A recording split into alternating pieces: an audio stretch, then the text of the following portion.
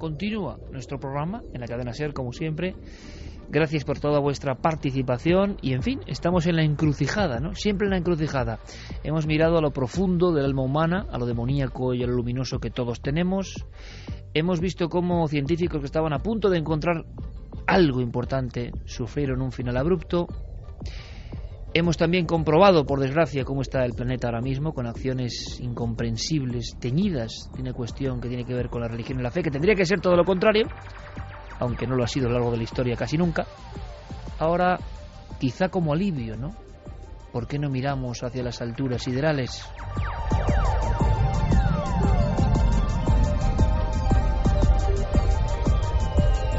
Vamos a hablar de un congreso. Ha ocurrido con mucha polémica en Estados Unidos.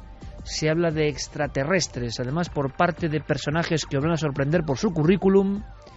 Y en el fondo, ¿qué queréis que os diga? Después de lo que hemos contado, después de toda esta densidad oscura, al final eso de buscar hermanos cósmicos resulta hasta un alivio.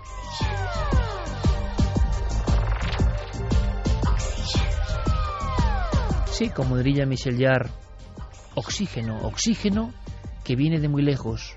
Oxígeno porque incluso personas que manipularon información en Estados Unidos parece que ahora hablan y que dicen, esto es para atarse los machos realmente, las mismas personas que censuraron casos, que los manipularon, que intentaron hacer creer a la opinión pública que los ovnis eran una patraña o un viejo sueño digno de los niños, pues ahora aseguran que los vieron.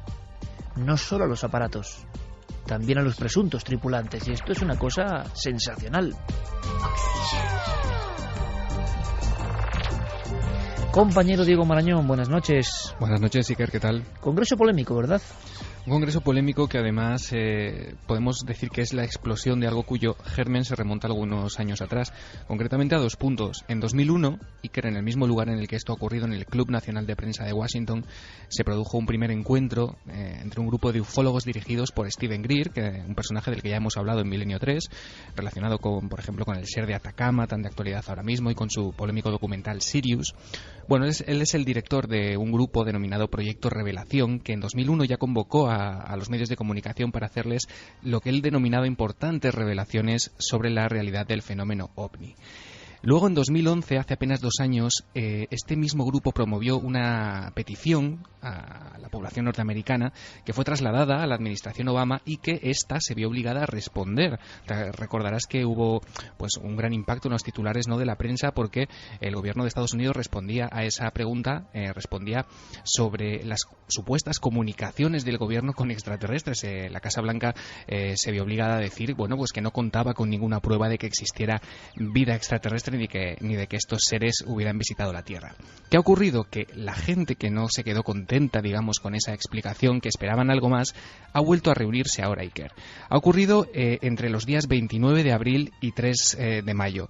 Han sido varios días, 6 horas al día de ponencias ante un comité, Iker, un comité que seguía los mismos esquemas y imitaba la forma en la que se llevan a cabo las comparecencias ante las comisiones del Congreso de Estados Unidos. Ante 5 excongresistas y un exsenador del gobierno de Estados Unidos desfilaron 42 testigos y especialistas, entre los cuales, y esto seguramente que te va a sorprender, encontramos nombres muy conocidos en el mundillo OVNI. Allí estaba Edgar Mitchell, el exastronauta. Caramba. Estaba, por ejemplo, Stanton Friedman, el famosísimo físico y ufólogo que lleva un montón de años dedicándose a estas cosas. Estaba el doctor Roger Leir, este médico especializado en supuestos implantes extraterrestres. También estaba Jesse Marcel Jr., el hijo del principal testigo del caso Roswell. El hijo de Jesse Marcel, madre efectivamente, mía. Nick Pope, el ufólogo que trabajó durante más de 20 años para el Ministerio de Defensa de Gran Bretaña. Bueno, una larguísima lista, como te digo, de 42 testigos y especialistas. Bueno, pues yo creo que vamos a disfrutar, porque Diego Marañón ha hecho un poco de corresponsal, nos extrae algunas declaraciones que os van a sorprender de verdad, y por supuesto vías de contacto abiertas, Nave del Misterio y milenio3@cadenaser.com. Carmen muy atenta con todos los mensajes. ¿Por qué? Porque hay rotundísimas declaraciones. Y bueno, vosotros podéis opinar perfectamente. Como digo, a mí me suenan casi a alivio, ¿eh? Yo luego ya, si queréis, entramos en profundidades, pero alivio después de lo que hemos contado. Extraterrestres y, sobre todo, Diego, a mí me parece muy importante Si esto es así, quiero que me lo cuentes, que una de las personas que se convirtió, bueno, como han asegurado que ha pasado en España, algunos ufólogos han dicho, y yo, porque aquí hay que mojarse, personalmente en los casos que he investigado, en alguno de los casos he visto que esto ha pasado, como en España se han manipulado, o más bien se ha obviado información, o se ha eliminado información, o no se ha encontrado información, claro, después de lo que hemos contado los científicos, no se ha encontrado información interesante para sucesos que conocemos muy bien y que han ocurrido en nuestro país con militares implicados. Esto hay que dejarlo claro. Bien, pero claro, por otro lado, lo que pasa en Estados Unidos, como todo lo que pasa en el país de las barras y estrellas, va mucho más allá. Y es que personas que se encargaban de, bueno, maquillar esa información, incluso hacer que el público creyese desde los años 50, 60 que eran fraudes, resulta que dicen, no, es que yo los he visto. Me parece tremendo, es el caso de Richard French. Sí, vamos a escuchar ahora en los próximos minutos varias de las declaraciones más impactantes que han tenido lugar en este congreso, pero quizá una de las que ha calado más la atención en los medios ha sido la de, como dice Richard French, un teniente coronel retirado de la Fuerza Aérea de Estados Unidos, cuya declaración llamó la atención debido a dos causas principales. Y que la primera es su confesión de que por aquel entonces él no era precisamente creyente y que uno de sus objetivos como miembro de las Fuerzas Aéreas de Estados Unidos era desacreditar el fenómeno. Él lo contaba así. Todo el tiempo, durante aquel periodo de 12 años, mi trabajo prioritario como miembro de la Fuerza Aérea fue desacreditar el fenómeno. En otras palabras, me inventaba una serie de explicaciones.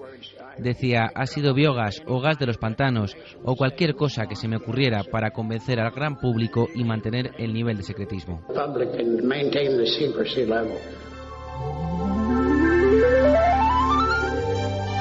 Qué bonito, antes hablando de músicas precisamente con el 40 aniversario de Tubular Bells, yo le decía a Javier Sierra en el pequeño estudio de las músicas, de alguna forma, que nadie, me vais a permitir esta nota nostálgica, pasarán años, décadas, nadie para mí ha puesto sonido a lo que debe ser el espacio, como lo hizo en el año 76 un creyente en los ovnis, Jean-Michel Jarre.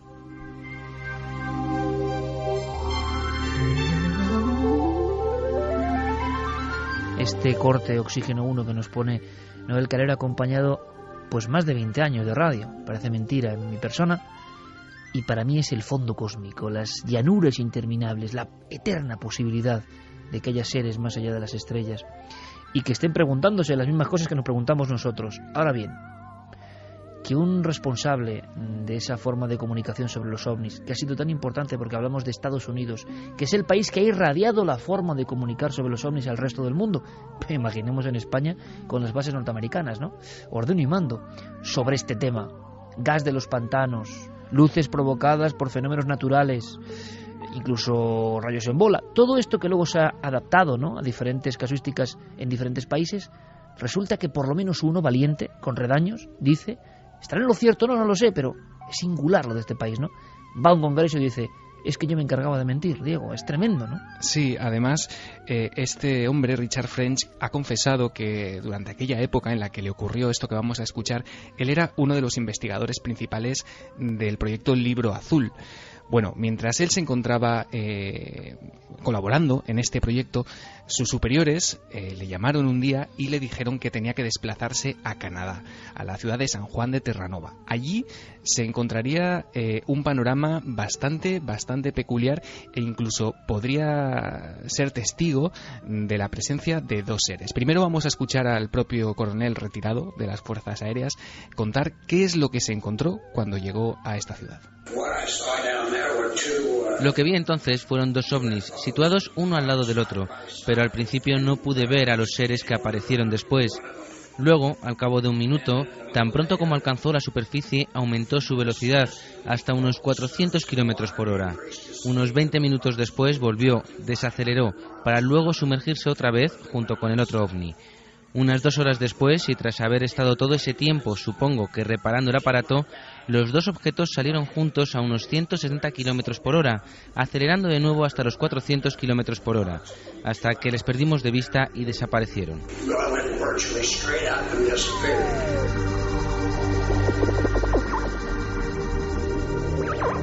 Seguimos en este vuelo cósmico. Es que esta persona, Diego, ha asegurado sin rubor ninguno que pudo ver no solo aparatos, sino seres. Sí, aparatos sumergidos en un lago a unos 20 metros de distancia. Él fue testigo de este espectáculo.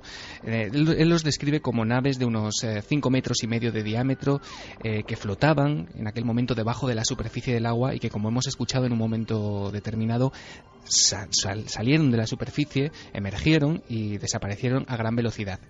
También describió en esa comparecencia Iker a los seres que había allí. Él decía que eran entre 60 y 90 centímetros, de color gris claro, muy delgados, brazos largos con 2 o 3 dedos y la parte superior de la cabeza mucho más amplia que la línea de la mandíbula, sus ojos muy inclinados, sin pupilas. Él se justificaba diciendo: parece que es la típica descripción de las películas, pero es que realmente eran así. ¿Cómo se queda el cuerpo, Pérez Campos, escuchando esto? Pues recuerda muchísimo al caso de Cisco Grove, que es otro de esos clásicos de los que ahora hemos vuelto a tener novedades. Y es sorprendente, ¿no?, que de pronto en este siglo empecemos a tener novedades de esos casos que coparon las portadas de algunos diarios nacionales y que llegaron a España también. Y lo que más me llama la atención también, Iker, es que esta información que nos está dando Diego apenas le hemos prestado atención, pasa completamente desapercibida y quizá el fenómeno OVNI está en plena decadencia porque nos hemos habituado a ellos.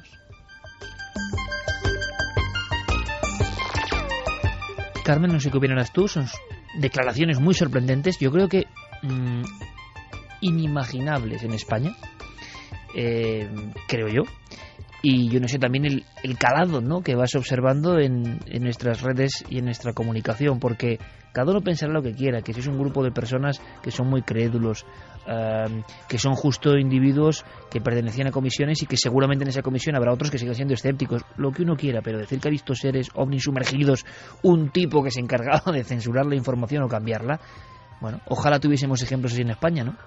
Bueno, son arrepentidos, ¿no? Sí, oye, qué buena definición, sí señor, arrepentidos del fenómeno ovni, ¿no? Cumplían también unas órdenes, que era el negar todo lo que estaba ocurriendo en los cielos. Pues aquí se ha hecho, en España ya sabemos que en algunos casos con objetos volantes no identificados se han dicho que lo que eran chimeneas, o sea que es que también tenemos a esa gente que intentaba hacernos creer que los cielos no se estaba viendo nada, que a pilotos de caza les decía que lo que habían visto pues era el simple reflejo de la luna, por ejemplo. No se lo cree nadie y muchos de esos puede que algún día se arrepientan de esas informaciones falsas que emitieron. Bueno, oye, esperemos que cunda el ejemplo. Sí, qué buen libro, no sé, lo he visto, ¿no? Como aquel de Pérez Mateos, importante en los 70, Los confinados. He visto la típica edición de Plaza y Janes Antigua, lo digo así como lo siento. Qué gran libro sería ese, ¿no? Los arrepentidos. Pues nada, ponte a ello.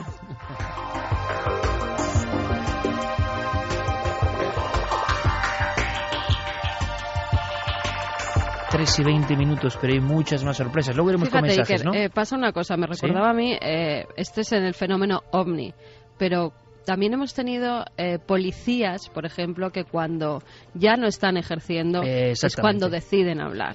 Como nuestro amigo Negri y tantos otros, exactamente, ¿no? Ya con lo cual del puede cargo. Que también eso pase en España. Parece que se va abriendo un poco. Antes era imposible que contaran que unos policías casi sacan la pistola ante un fenómeno paranormal. Hoy en día ya se puede contar. Bueno, estamos aquí desde luego, ponemos el micrófono a cualquier arrepentido que haya estado en nuestro país porque... En fin, si hablásemos de lo que algunos sabemos, es decir, es evidente que ha ocurrido, ¿no? Pero sigamos con este congreso polémico, porque se mezcla de todo, imagino, ¿no? Pero nos interesa la declaración para que vosotros penséis libremente. Esto ha pasado en Estados Unidos, como apuntaba muy finamente Javier Pérez Campos, y qué poca atención, ¿no? Quizá porque nos interesa más protagonistas, más, de alguna forma... en rueda de prensa que vamos a examinar, Diego. Sí, fíjate, uno de los que arrancaron en más aplausos del público, que se ganaron a la audiencia porque, bueno, realmente ves los vídeos de sus intervenciones y tiene un don de gente, es impresionante, es el señor Mike Gravel, que es un ex senador demócrata. Él fue senador por Alaska entre 1969 y 1981. Fíjate de qué cargo estamos hablando, que incluso este hombre fue candidato a la presidencia de Estados Unidos en 2006. Madre mía. Él ponía honestamente en duda algunas de las afirmaciones que estaba escuchando, por lo increíble que le parecían, pero reconocía sentirse bastante preocupado e impactado por lo que allí se estaba diciendo. Lo escuchamos. Es el colmo de la arrogancia humana pensar que somos los únicos seres con conciencia en las galaxias. Eso es arrogancia humana en su peor sentido. Lo que me inquieta es, después de haber escuchado los testimonios de ustedes cuatro y de haber leído los informes que han preparado para esta audiencia, es la cuestión del secretismo en sí mismo. ¿Por qué es necesario este secretismo? Y les hago esta pregunta a todos ustedes. ¿Qué amenazas creen que existe para la seguridad nacional? ¿Qué acecha esa seguridad?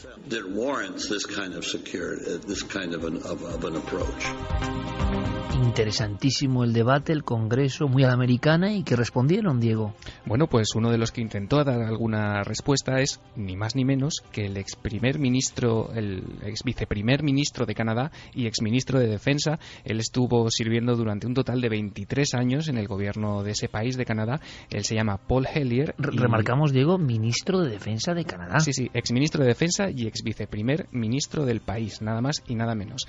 Así intentaba contestar o por lo menos dejar claro su postura totalmente creyente en la realidad del fenómeno, a preguntas como las que le había hecho hace nada Mike Gravel. Como les he dicho, mi nombre es Paul Hellyer. Soy el exministro canadiense de Defensa. Serví durante 3 legislaturas, durante un total de 23 años y medio, como miembro del Parlamento. Como ministro de Defensa tuve conocimiento de informes de avistamientos OVNI. Y lo que creo es que hoy estamos debatiendo sobre un tema imponente, gigantesco. Y el pueblo de América y todo el mundo tiene el derecho a saber qué está ocurriendo porque forman parte de ello. Los OVNIs son tan reales como los aviones que sobrevuelan nuestras cabezas.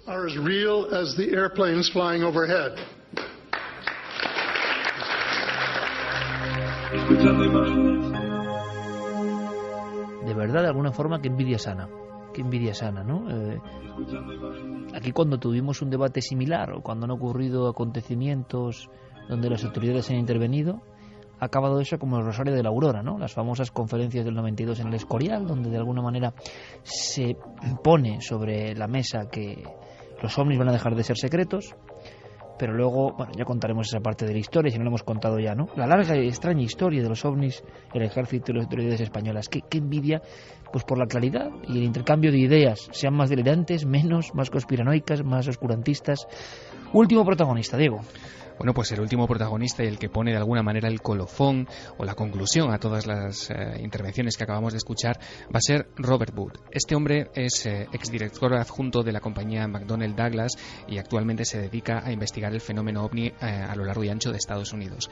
Él tenía serias dudas, incluso morales, de cómo estaba la situación actual y qué es lo que había ocurrido o por qué causas nos encontrábamos ahora mismo, por ejemplo, en el Club Nacional de Prensa de Washington debatiendo sobre estos asuntos. Y él lo expresaba así. La conclusión a la que hemos llegado es increíblemente salvaje. Creo que nuestros gobernantes han salido victoriosos en su labor de mantener en secreto el mayor evento de la humanidad, mientras gastaban de forma encubierta cuantiosas sumas de dinero en crear recursos marginales ocultos y en detener el avance de la tecnología. Hasta que podamos cuantificar la amenaza alienígena, ¿cómo podemos saber si eso ha estado bien o no? Esperemos, quizás con la ayuda de alguna raza extraterrestre y pacífica, que se haya hecho lo correcto. Creo que el pueblo americano se merece saber la verdad. Hemos pagado por ella.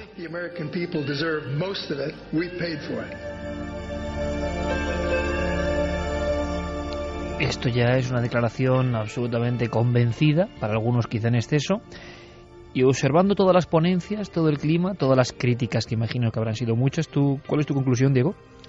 Bueno, pues que estamos ante un momento bastante decisivo, ¿no?, en la historia de los ovnis, por lo menos en Estados Unidos. Como dices, críticas ha habido, sobre todo porque los 5 excongresistas y el exsenador que se prestaron a participar en este evento organizado por Steven Greer lo hicieron cobrando $20,000 por 5 días. Eso ha dado pie a críticas por parte de los escépticos, de los más críticos con el tema OVNI. Y escépticos que hubieran cobrado lo mismo o pedido más, ¿no? Por supuesto, acostumbran en este país también. Por supuesto, y lo han hecho, lo sabemos.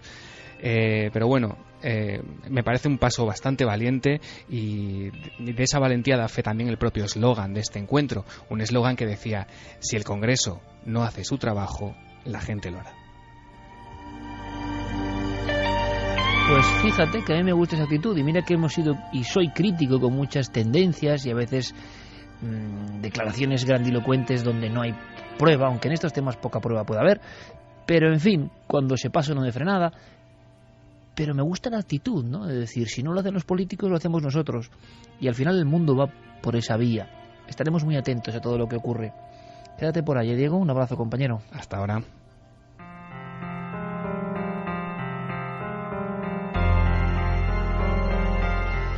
Nos metemos ya en territorios un poco más tenebrosos. Tenemos la historia de un hotel donde quizá sea mejor no pernoctar. Antes, ¿algún mensaje a destacar, Carmen, sobre lo que hemos escuchado? Sobre ese extrañísimo congreso por la apertura de la presencia extraterrestre. Bueno, aquí por 20.000 yo creo que muchos de los arrepentidos cantaban, ¿eh?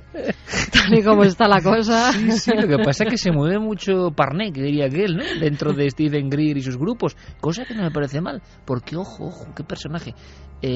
Sea lo que piensa, ojo, y se pase, como digo, en sus cuestiones en ocasiones parece evidente, pero ese entusiasmo, no sé, yo debo tener una mente igual muy liberal para esto, o es así, ese hombre hecho a sí mismo y que dice, me da igual, lo hago yo, lo construyo yo, a mí eso me encanta. Y Greer, creo que en eso es un adelantado, porque el documental, recordamos amigos, lo hizo gracias a la participación de las personas que querían, es decir, con el crowdfunding, es decir, aportando pues el señuelo monetario que uno quiera, uno contribuye a que se haga ese documental a través de la red. No hace falta una compañía, no hace falta el permiso de nadie. En el fondo es trabajar de alguna manera en libertad y para quienes tú consideras. Uno canta su cantar a quien quiere. Y entonces esto me parece interesante. ¿Podrá llegar a algún lugar o no? Pero es muy interesante. ¿Le parecerá lo mismo a nuestro público?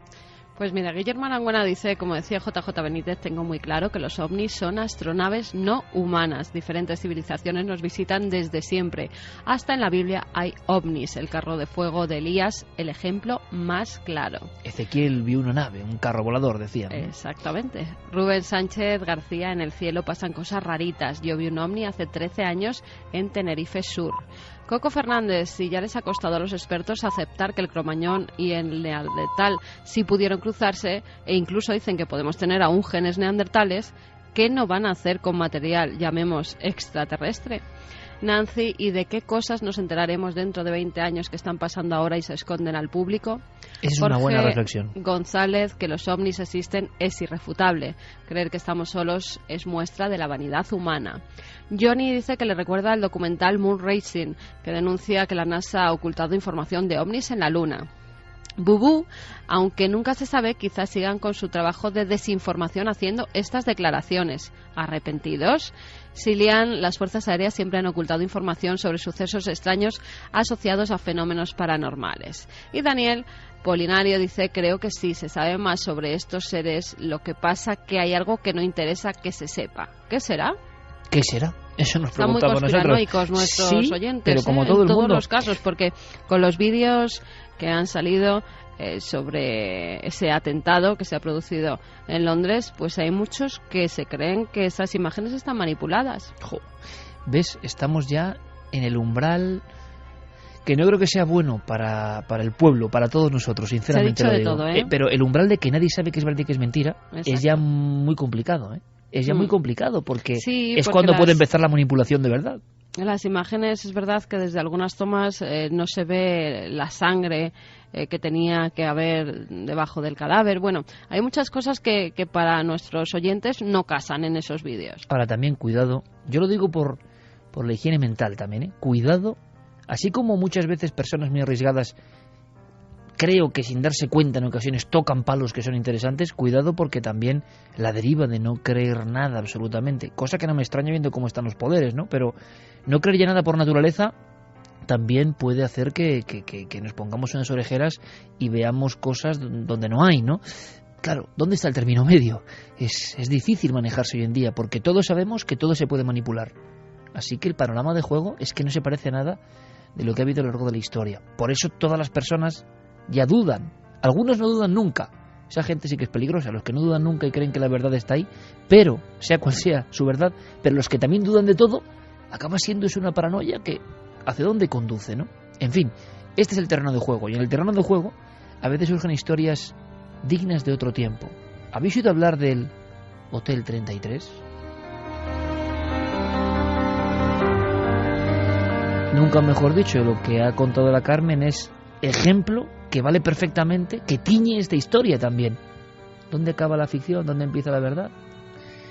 Pues se sabe poco de esa franja que divide esta historia entre la realidad y la ficción, y nos llega y se convierte de pronto en noticia a pesar de tener más de 50 años, porque Nicolas Cage, siempre ávido de misterio y una persona que fija su mirada en historias que nos interesan a nosotros, pues lo ha vuelto a hacer.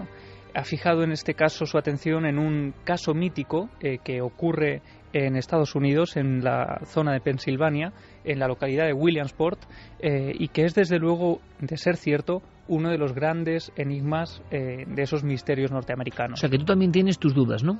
Sí, yo tengo mis dudas y muchísima gente tiene sus propias dudas, y ahora vamos a ir contando por qué. Me parece interesante porque no es que digamos que esto sea real o no, sino que está en el umbral. Hay personas en la red y incluso policías que dicen que esto es verdad y otros que están ahí diciendo que esto es una especie de manipulación. Vamos a ver qué opináis. Para algunos es, de hecho, una forma de marketing viral extremo, y ahora comentaremos por qué. Pero, desde luego, hay también agentes de policía de la localidad interesadísimos en todo este asunto. La historia Iker empieza en el año 53. El 8 de mayo de 1953 se abre en esa localidad, en Williamsport, uno de los hoteles más lujosos de la época. Se lo bautizan como el Gran Hotel, y en la noche de apertura, en la noche en la que permiten el acceso a varios vecinos de localidades cercanas para hacer una gran fiesta de apertura, lo hacen a través de unas invitaciones. Es una fiesta privada, se permite el acceso a 32 personas, entre la gente que está allí trabajando y los huéspedes que van a pernoctar en esa primera noche de apertura del Gran Hotel. Y bueno, todo pasa con absoluta normalidad, con absoluta tranquilidad, con la calma de una fiesta a las afueras de Williamsport. Lo que ocurre es que a la mañana siguiente, cuando empiezan a llegar algunos medios de comunicación, nuevos huéspedes que quieren alojarse en el hotel una vez que ya se ha abierto oficialmente, al llegar a la recepción descubren que no hay absolutamente nadie. Empiezan a circular por algunas de las habitaciones, a llamar a las puertas, incluso algunos familiares de las personas que pernoctaban allí aquella noche, y descubren que no hay absolutamente nadie. El hotel está completamente vacío.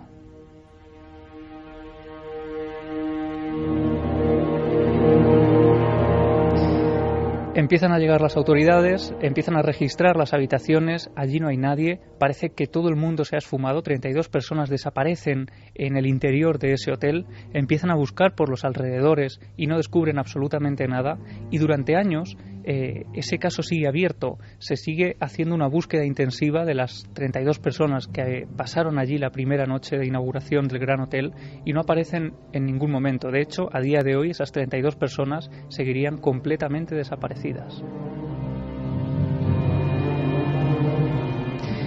Como decíamos, hay personas, hay autoridades que están investigando el tema todavía hoy.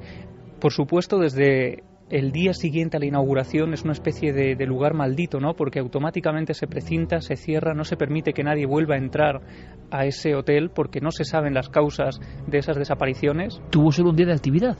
Solo un día, solo duró un día. Esa apertura, por supuesto, apareció en algunos medios locales y, como decía, hay algunas autoridades, James McCarthy en este caso, un policía de Williamsport que todavía hoy sigue investigando el caso. Si quieres, vamos a escuchar lo que cuenta de esa primera desaparición. En ese momento desaparecieron 32 personas. Nunca se les ha vuelto a ver. Desde entonces la leyenda se conoce como la del Hotel 32. Lo que ocurrió es inexplicable. El paradero sigue siendo desconocido y el caso por las personas desaparecidas sigue abierto.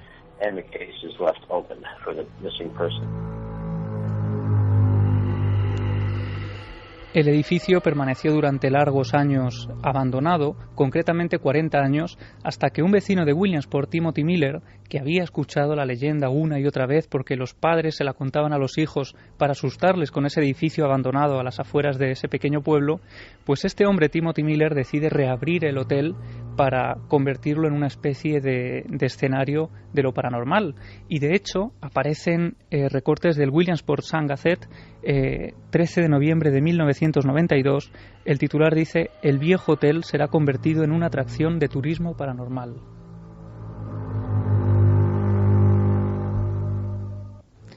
Una vez más, el edificio es rehabilitado, se conserva la estructura, pero se amuebla en el interior, se colocan televisores, se vuelve a hacer una especie de sitio adecuando el lujo al momento de la época, pero jugando también con la leyenda negra que arrastraba el lugar. Y desde luego la atracción de feria es un completo éxito, porque la primera noche, de nuevo en la gran apertura, la segunda apertura del hotel, 40 años después, se llena por completo. Se ocupan todas las habitaciones por gente ávida de vivir una noche de misterio, y lo que ocurre, Iker, es que de nuevo, a la mañana siguiente, después de la primera noche, desaparece una de las personas que habían dormido allí. Se esfuma en el interior del hotel y no vuelve a aparecer. Él estaba entrevistando a uno de los sospechosos en relación a esta desaparición misteriosa. Durante el vídeo que tenemos, todo transcurre en la sala de entrevistas, que está completamente a oscuras, algo muy inusual, sobre todo porque la conversación se estaba grabando para después volver a ser escuchada por partes y poder así tener alguna idea. Y por alguna razón inesperada, el vídeo se pone en negro. Y cuando regresa la imagen, el miembro de policía acaba de fallecer. No sabemos qué pudo pasar en los momentos previos a que esto ocurriera. El investigador Richard Kaminsky cae desplomado en el suelo y fallece instantáneamente.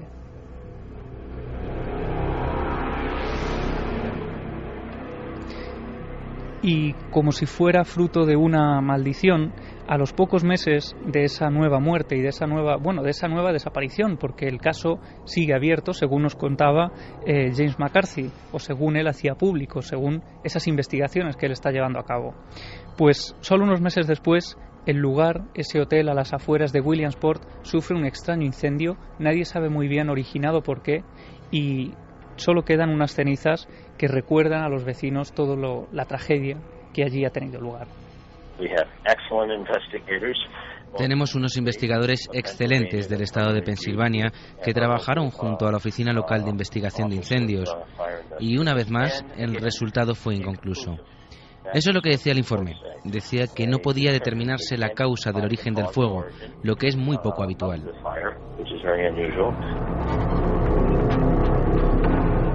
3:41, nunca había escuchado esta historia. Queda alguna declaración más, algún documento más, para cerrar un caso que luego veremos, imagino que tiene diferentes caras y posibilidades, ¿no? Sí, es que James McCarthy, este miembro de las autoridades, se ha dedicado a investigar el tema a fondo, y según él cuenta, existen esos documentos, existen esas grabaciones que no pueden hacerse públicas, pero que se encontraron en una mudanza a un nuevo edificio de policía, una nueva comisaría, y él nos cuenta que en ese periodo, antes del incendio y después de la segunda desaparición, hubo también un hecho luctuoso que de alguna forma preocupó a la localidad de Williamsport. Estaban jugando en el hotel y haciendo gamberradas, rompiendo ventanas. Cuando volvieron no había pasado ni una semana cuando los dos chicos murieron en un accidente de barco. Así que la mayoría de la gente dijo que el Hotel 32 estaba detrás de todo aquello.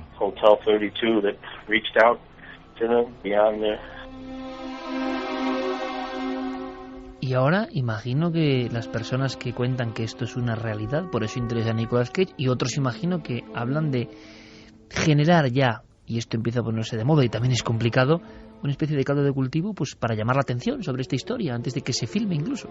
Sí, se han barajado varias teorías, desde que las 32 personas que acudieron al hotel la primera noche pudieran formar parte de un grupo sectario que intentaban desaparecer del lugar, y la mejor forma era creando esa leyenda negra de un edificio. Otra de las teorías es que podría ser un grupo de 32 comunistas que en plena Guerra Fría querían huir de Estados Unidos, y la mejor forma de evitar que les persiguieran era crear ese halo de misterio y de esa desaparición. Demasiado buena historia parece, ¿no? Menuda imaginación.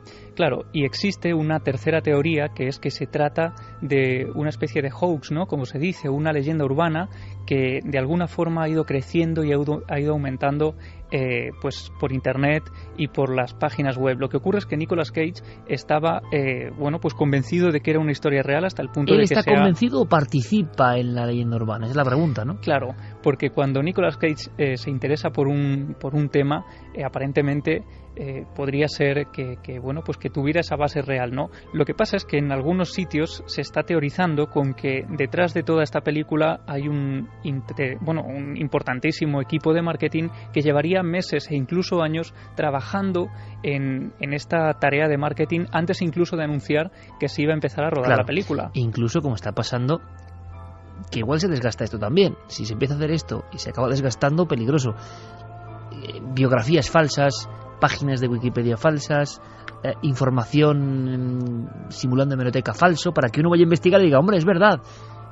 Y resulta que no es verdad, sino que es una campaña montada, y esto es lo interesante, por equipos que generan una realidad. Porque claro, que desaparezcan 32 personas en un hotel y no se sepa nada. Claro, y lo sería que ocurre un caso además único en la historia, ¿no? Es que en Williamsport les suena un poco la historia, recuerdan que era algo que sus abuelos les contaban, pero claro, ha transcurrido relativamente poco tiempo. Esto fue en el año 93, la última desaparición, y apenas se sabe mucho más. Así que hay teorías incluso como que se está intentando engañar a los propios miembros de la policía de Williamsport, incluyendo esas películas falsas en algunas cajas de mudanza. Se está diciendo que hay personas que, como por ejemplo este agente de policía al que escuchábamos, a James McCarthy, que podrían ser actores. Claro. Aunque en este caso es cierto que James McCarthy aparece en otras noticias de la localidad de Williamsport. Y además, claro, entonces, ¿qué pasa? Al final acaba siendo un laberinto que le gusta mucho a Nicolas Cage, ¿eh? Recordemos La sombra del vampiro y cómo él traza con elementos reales, absolutamente reales,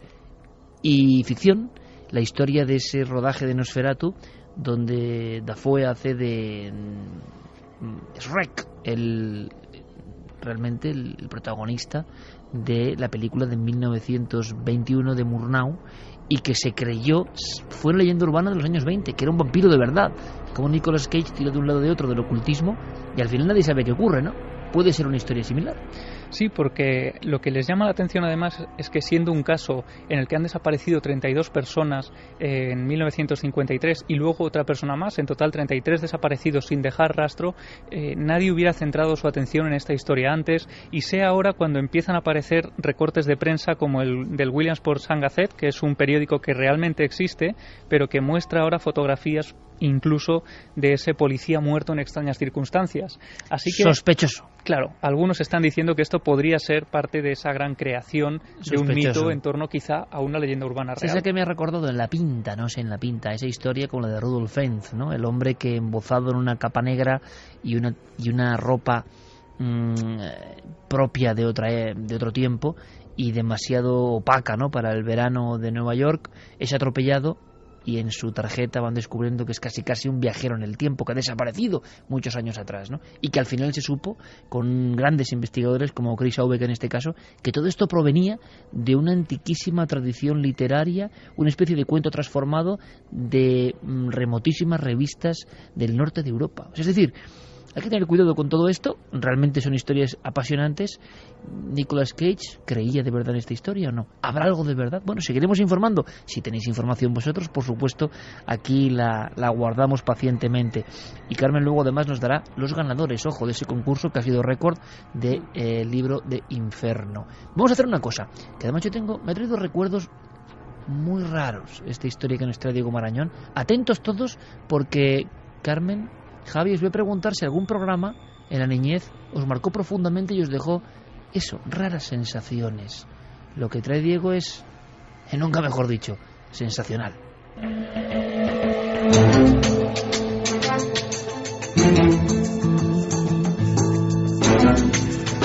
Luego tengo yo aquí una sorpresa musical que le he pedido a Fermín, y a lo mejor le ponen los pelos de punta a más de uno.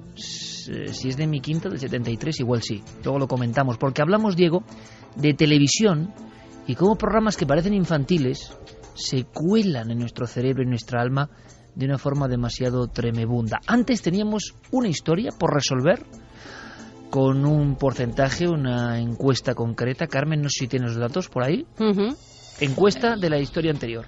Sí, la historia bronceado en su punto, como nos comentaba. Disolverse Diego. las entrañas a base de rayos uva. Sí, por darse tantos, por ir a una boda, ¿no? Por Sí. estar tan guapa, pues al final se murió. Sí. Verdadero 44,6%, falso 55,4%. ¿Qué dijo Noel Calero? No, No, Calero no dijo nada, ¿no? Falso. Diego. No, el Calero ha acertado. ¡Ha acertado! Resuenen las campanas. Sube la música, Noel. Sube la música. Haciendo el símbolo de la victoria, porque era preocupante. Bueno, ya van 3. En internet incluso se ha difundido, ¿no? Que Noel ya es una especie de mito. Hay gente que cree que no existe, repito.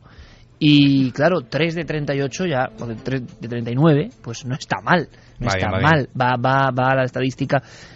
Menos mal que es falso, porque es una historia terrorífica. Sí, ¿no? que nadie se preocupe, es una historia... Poco gore. Sí, es una leyenda urbana, Iker, que sí, la verdad es que, hombre, recuerda, si lo llevas a otro nivel, a esta famosa historia del huevo que acaba cocido si lo pones entre dos teléfonos móviles. Bueno, más o menos es un... Jo, eso nunca lo había oído, qué terrorífico también. Sí, bueno, pues es como te digo, es una leyenda urbana antiquísima. Todo el mundo sabe que, bueno, a la larga, con los años, la exposición a los rayos UVA y a cualquier tipo de rayos, ¿no?, que vengan del sol, pues puede producir, algún tipo de cáncer, quemaduras superficiales, pero lo cierto es que en ningún momento, Iker, una sobreexposición... El efecto Prestes no. Sí, no puede provocar la cocción de nuestros órganos internos, así que tranquilidad en ese sentido. Menos mal, pero es que lo que viene a continuación, pido toda la atención del mundo, es que ha removido en mí algo, sí, un par de escenas que luego cuento. Es una historia de un programa de los años 70, no podía ser de otra forma, ¿no? Sí, es un programa curioso, Iker, y además se hizo popular no en los años 70, como verás ahora, sino mucho más cerca en el tiempo. Yo no sé si tú tienes algún programa de televisión que recuerdes y que tenga esa capacidad, ¿no?, de que te haya marcado. Sí, luego lo voy a contar después de tu historia, porque bien. Terrorífico. Bueno, pues horrible. Horrible no, porque eran grandes profesionales, pero a mí me marcó.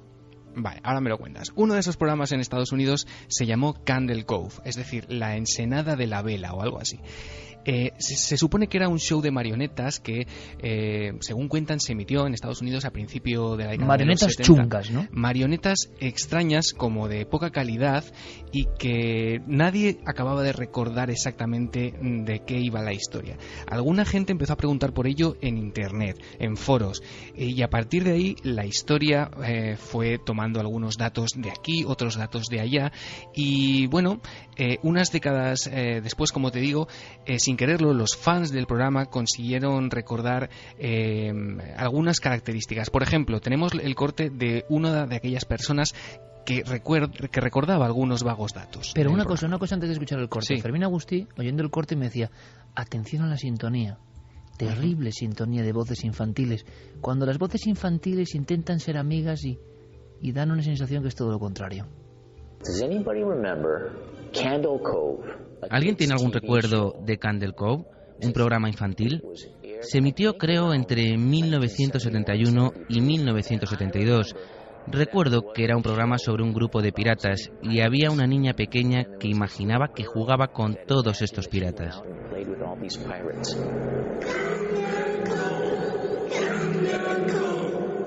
Recuerdo que había un personaje realmente terrorífico, una especie de esqueleto, una marioneta a la que llamaban el señor Arrancapiel. ¿Por qué permitían emitir un programa como este para niños a las 4 de la tarde? Candle Cove, el señor Arrancapiel. Diego. Lo curioso, Iker, es que cuando uno de estas personas que comentaban el programa en internet le preguntó a su madre, oye, tú mamá que tienes muy buena memoria, a ver si te acuerdas de algo que yo veía de pequeño, que iba sobre piratas y había una niña con marionetas, su madre le decía, sí, claro que lo recuerdo. Y desde entonces creo que tienes mucha imaginación, porque cuando tú a mí de pequeñito me decías que estabas viendo ese programa en la televisión, lo único que se veía en la tele era estática. O sea que no se veía nada, que no se veía nada, solamente lo veían al parecer los niños en un canal del que nunca más se volvió a saber. Un canal que emitía directamente al cerebro de alguna forma, ¿no? Y muchos niños tenían esa especie de fantasía. Madre mía, Candle Cove. Bueno, seguiremos la investigación. ¿Será verdad o no? A ver si me recordáis, si hacemos la prueba con Noel, pero cuando esté la gráfica, ¿vale? La semana que viene, viendo las respuestas, pues Noel sobre ellas, que recuerde bien la historia. Ah, mira, esto es un nuevo giro de tuerca. ¿Te gusta, no? Otra vuelta de tuerca. Dando la clasificación o los votos con los datos empíricos sobre la mesa, pues luego ya nuestro oráculo a ver qué dice, porque ya va acertando y entonces ya no sé. Yo tenía una sorpresa, Diego. A ver. Años 80 principios. Una imagen para mí espantosa. Una especie de títeres que según cómo se mire dan miedo. Un ser cabezudo, verde. 2 niños en una cueva hablando como en un idioma que parece extraterrestre, que da mucho miedo. Y estaban contando, yo no lo supe hasta mucho tiempo después, la historia mítica, rara, de los niños de Banjos, ¿os acordáis? En un pueblo español, supuestamente Banjos, toda una investigación. Niños verdes. Exacto, que en el fondo viene de la Inglaterra medieval. Vienen de otro planeta y aparecen en una cueva y son niños verdes y el pueblo intenta darles comida, una niña muere, o sea, un drama tremendo. ¿Qué hacía eso para los niños con títeres? Aquel programa, yo mando un abrazo, porque era un programa raro, extraño, un programa que seguro que el guión estaba encuadernado en una extraña piel. Se llamaba Planeta Imaginario. Qué bueno. Y Isao Tomita ponía la música y los niños no sabíamos si estremecernos o aplaudir. La sintonía un tanto psicodélica y bizarra de Isao Tomita, ¿verdad, Diego? Tú lo sabes bien. Se llama Caen los copos de nieve. Exactamente. Pues daba paso a historias de títeres, de personas que se hacían pequeñas y los títeres se hacían grandes y monstruosos, extraños personajes y paisajes, algo muy psicodélico y extraño. Por lo menos yo lo recuerdo así, Planeta Imaginario. Y sobre todo la escena de los niños de Banjos, que claro, eran niños extraterrestres, niños de otro mundo. Por favor, si alguien recuerda Planeta Imaginario, nos lo tiene que decir. Y quizá hemos evocado la nostalgia o provocado, quién sabe, simplemente con la música, cierto escalofrío. Yo me acuerdo de la cabecera, Iker. ¿Te acuerdas? Era como, sí, Planeta Imaginario. Me acuerdo de una tuerca que sobrevolaba el universo. Sí. Curioso. Yo creo que tuvo varias versiones, habría que documentarse más. Sí. Pero fue un programa impactante. Yo no sé si Carmen, igual no me ha dado tiempo, ¿no? Pero alguien recuerda el Planeta Imaginario. Tiene que ser ya un poco carca como yo. Por aquí Fermín Agustí y Javier Pérez Campos no saben ni de qué hablo. Pero yo estoy seguro que el Planeta Imaginario y su guión en extraña piel nos metió códigos en el cerebro de alguna forma, ¿eh? No, era una visión demasiado rara del universo. Mira qué música. Vamos a ir quitándolo, Noel, vamos a ir quitándolo porque estamos invocando algo raro. Carmen, ¿recuerda a nuestro público Planeta Imaginario o no? Pues mira, Luis de la Torre sí que lo recuerda. Decía, aquí en España tuvimos el Planeta Imaginario, un programa oscuro y psicodélico. Pero eso lo he dicho genial antes, e inquietante. ¿ves? Sí, antes. Antes de yo adelantarme, ¿le ha dicho eso? Sí. ¿Cómo lo he definido? Pues lo ha definido como oscuro y psicodélico, aunque genial e inquietante. No hay que añadir nada más. Bueno, sí, hay que añadir algo más, que quedamos pendientes con el Créalo o no. ¿Es posible esa emisión solo para niños? ¿Que solo veían los niños? Diego, compañero, gracias por el trabajo. Un fuerte abrazo. Hasta la semana que viene, Iker, un abrazo. ¿Carmen? Pues la bola de cristal. Sí, hombre, pero la bola de cristal tenía cosas buenas, ¿no? Era un poco rara también, pero tenía cosas buenas, ¿no? Esto era como una bola de cristal mucho más bizarra.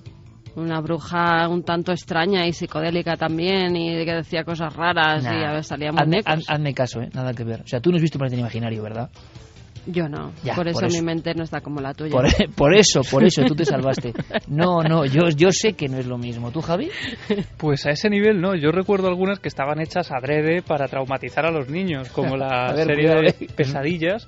Era una serie en la que cada vez le pasaba algo terrible a un grupo de niños y había una que un niño se compraba una máscara de Halloween, se la ponía un día, no pasaba nada, pero al segundo día no podía despegársela de la cara y empezaban a salir gusanos de las cuencas de los ojos.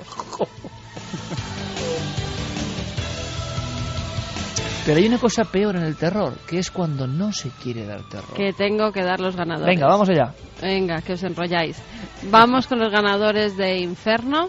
La pregunta era, cuál es el objeto más preciado para Robert Langdon. La pluma que le regaló su abuelo, el reloj de Mickey Mouse o su jersey de la Universidad de Harvard.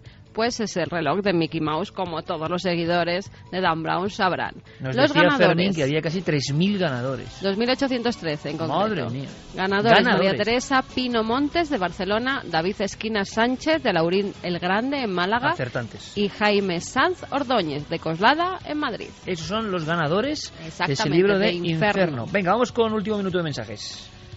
Vamos con mensajes. Pues mira, tengo muchos cumpleañeros. Mario Leonardo, que ha sido su cumpleaños. Pues nada, qué felicidades. Claro Álvaro que sí. Daniel, también, que solo faltaría finalizar el día con el equipo de Milenio 3 y que le felicitemos. Y Pues con la sintonía felicitado del queda. Planeta Imaginario. Qué mejor regalo, ¿no? También Javi, al que le llaman Neciete, que es uno de los fans de todo lo que hacemos. Con lo cual, quedan felicitados estos 3 amigos que estaban comentando en las vías de comunicación que tenemos en el programa, bueno, pues que habían pasado un buen día y que finalizarlo con Milenio 3 y una felicitación ya sería lo más. Pues ahí queda. Claro que sí, pues nosotros encantadísimos, vieron a todas las noticias. Noel, como siempre, muchísimas gracias, compañero. Fermín, gracias. Javi, esta mañana en Cuarto Milenio. Hasta mañana, Iker. Carmen, esta mañana en Cuarto Milenio. Chao. Mañana muchísimas cosas, y lo dicho, hemos recibido, son sincronicidades, casualidades, libros, discos, autoeditados, un montón de cosas y cartas preciosas, de lo que significa Milenio para vosotros, mucho más allá del misterio, y la verdad es que también para nosotros. Mira, no es mi cumpleaños, pero es un premio llegar a la radio y encontrar frases tan bonitas y tan llenas de ánimo y de fe milenaria un poco, ¿no?, que hace mucha falta hoy en día. Que paséis, claro que sí, una feliz semana. Escuchad, porque esto que pone en el calero es AO, el último neandertal, la película, la historia, en Francia, del último niño de su especie, los neandertales. Cuando lo escucho a veces me pregunto cómo cantarían realmente, si es que cantaban. ¿Hablaban? ¿Qué sentimientos tenían? ¿Soñaban? Esos niños solitarios que muchas veces han aparecido en lugares sin nombre, lugares que han sido bautizados precisamente por el hallazgo de un esqueleto, un pequeño trozo de cráneo, una mano. Esas cosas espúreas, esas cosas escarbadas por los arqueólogos, de repente han dado casi nominación a todo un entorno donde casi nadie pasaba antes. Y eso ha ocurrido en toda Europa. Pero veréis, ninguna historia quizá tan extraña y tan oscura, y yo creo que tan triste como la de Orce. Esta misma semana, Orce era noticia, y yo os voy a contar por qué. Un diente de leche. Algo tan aparentemente insignificante que cambiaría la historia. Una pequeña pieza de un niño o una niña entre 8 y 10 años. Y una vez más uno piensa, yendo más allá del objeto, ¿cómo sería aquel niño o aquella niña? ¿Qué pensó? ¿Por qué encontró la muerte en ese sitio? ¿Cuál fue su último pensamiento? ¿Tenía frío? ¿Tenía hambre? ¿Era feliz? ¿Le atacó alguna fiera? Eran hombres y mujeres que en esas capas del tiempo, en España por ejemplo, se les veían con impresionantes felinos.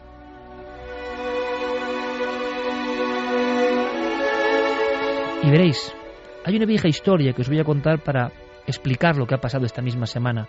¿Por qué ese diente de un niño o una niña que ha sido catalogado con una fecha asombrosa?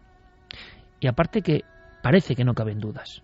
Pero antes de eso, antes de esta historia que ha pasado hace unos días, vayamos a un día soleado de 1982.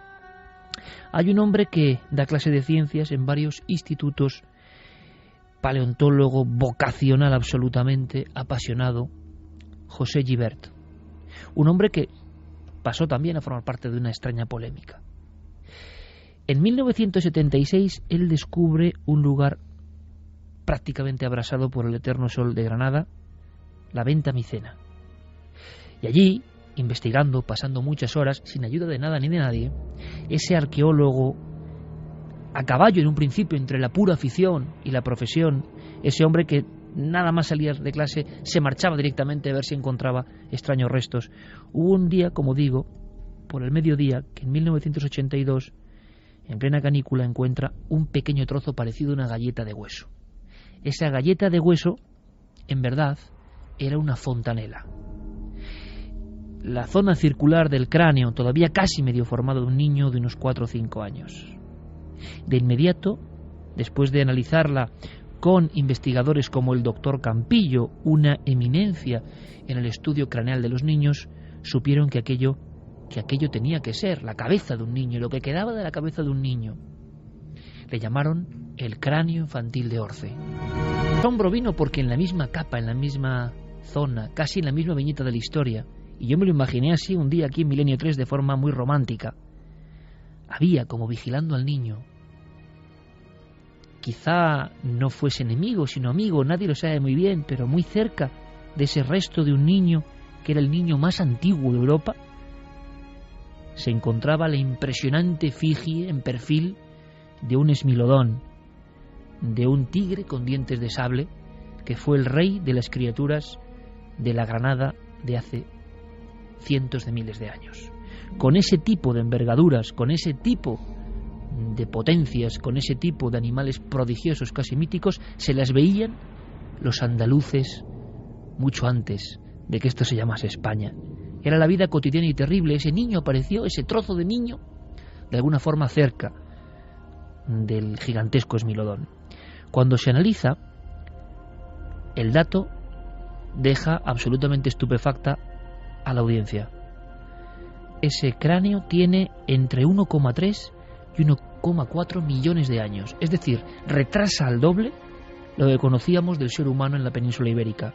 Ese niño, como si fuera Ao, el último neandertal, aunque mucho antes de los neandertales, fue el último de su especie, o el primero entre los conocidos. ¿Qué hacía ahí? ¿Por qué solo él? Como único testigo de una historia sellada por el tiempo. No había más restos, y se convirtió en obsesión por parte de Gibert y su equipo. En la venta Micena, como si fuese una señal lanzada a través de los siglos, solo la fontanela, como si allí estuviese el entendimiento de otra raza. Un niño imposible, un resto de un ser humano que no cabía en ningún catálogo, porque iba mucho más allá de cualquier conjetura. 1,3, 1,4 millones de años. ¿Qué pasó para que este cráneo de Orce aparezca en muchos libros de historia y paleontología hoy, en unos como cráneo de niño y en otros como fraude, en otros como asno, en otros como material de un equino? ¿Qué ocurrió? Cuando se lavó por parte del doctor Campillo y el doctor Gibert ese cráneo, aparecieron unas extrañas formaciones, eran unas crestas. Y una experta venida de fuera, y esta historia nos suena mucho, una experta venida de fuera fue la primera que dijo, parece que sin demostrarlo, que aquel cráneo en verdad era el trozo de la cabeza de un asno. De inmediato, porque en este país somos así, y esto también me suena, toda la prensa habló de el asno de Orce, el burro de Orce, el niño, el primer niño de Europa era realmente un burro, era lo de siempre, la broma, la jarana, somos unos falsificadores. Y por desgracia, imaginaos el impacto para ese hombre, José Gibert, para el doctor Campillo, que había asegurado que no tenía ninguna duda. Aquello no era el cráneo de ningún animal, aquello era un trozo de fontanela con unas crestas, como él había examinado a cientos en años de pediatría y de análisis de huesos. Era un niño, pero parece que a nadie le interesaba que en Granada hubiese un niño que diese la vuelta a la historia.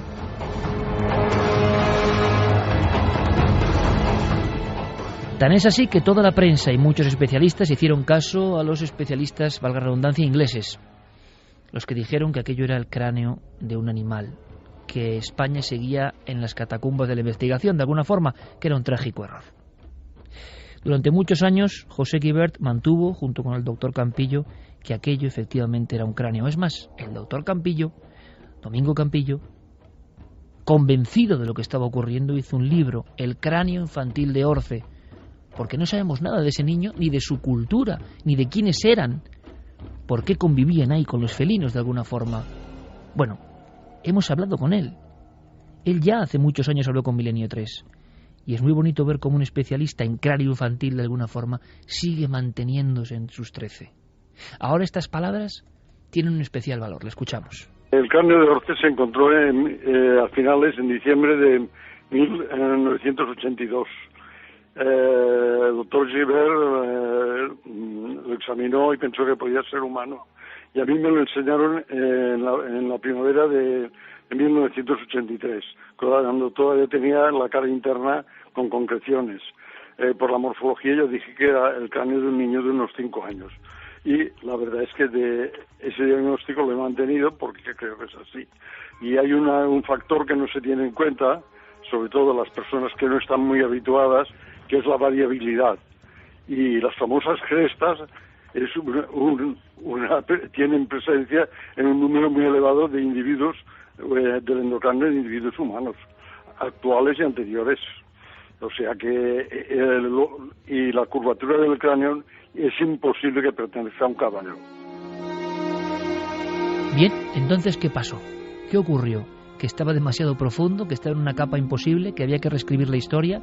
Así, unos creyeron en el cráneo de Orce y aparecen enciclopedias, como digo, como el primer humano, niño humano, solitario niño humano, perdido en la Venta Micena, antes que cualquier otro. El primero, de alguna forma, de nuestros parientes más lejanos. Y sin embargo, muchos otros, mayoría hay que decirlo, catalogan esta misma pieza, esta fontanela, como asno, error, fraude. Se descubre de alguna forma Atapuerca, los increíbles hallazgos indudables, que son la mitad de antiguos, de alguna forma los más importantes que lo de Venta Micena. Pasa el tiempo. El profesor Guibert muere. Lo último que hace es un libro para niños. ¿Quiere ser paleontólogo? Que alguien haga un libro así, como libro póstumo, dice mucho. Cuando muere su familia, después de incinerarle, como si fuese un viejo rito de los antiguos pobladores de la Venta Micena, espasmo en torno a la fontanela. Qué curioso, que a pesar de dar el conocimiento a su propio país, fue la propia vecindad y los propios investigadores locales los que le atacaron y le llamaron farsante. Y después de muerto, fueron los franceses los que dijeron: usted tenía razón. Nadie ha dado la razón a este hombre que descubrió la fontanela de ese niño sin nombre en la Venta Micena. Pero curiosamente, como si la historia se repitiese, injusta y dramáticamente, ese otro resto, quién sabe si del mismo niño, aparece poco más allá. No estaría quizá tan loco. A lo mejor tenía razón ese investigador que hoy yace en ese lugar absolutamente agreste, la Venta Micena. ¿Qué pasó en Orce? Ya nadie puede discutir que eso que parecía herejía puede ser una verdad.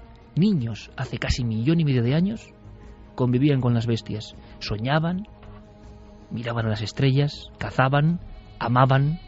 La increíble historia, no mucho más allá, simplemente en ese pequeño lugar de Granada. Le preguntábamos, por supuesto, al doctor Domenech Campillo, hay que imaginarlo, bata blanca, examinando el extraño cráneo y diciéndole sin dudar a José Guibert, sudoroso, que se lo trae: no tengas dudas, he visto cientos como este, es el cráneo de un niño. Imaginamos a José Guibert casi sin creerlo, pero es que parece que tiene 1,5 millones de años. ¿Qué dice ahora Domenech Campillo? Casi le dábamos nosotros, nuestro compañero Fermín Agustí, la noticia de que en ese yacimiento, en ese entorno, un diente de la misma edad imposible. Esto nos contestaba. Ahora que han encontrado un diente, lo raro es que no salieran más piezas de homínido si se excavara, pero es que en Orce interrumpieron las excavaciones y ahora han empezado. Y ahora dicen que han encontrado piezas de huesos fracturados de cráneo, ¿no? Las diáfisis o huesos largos, que es típico.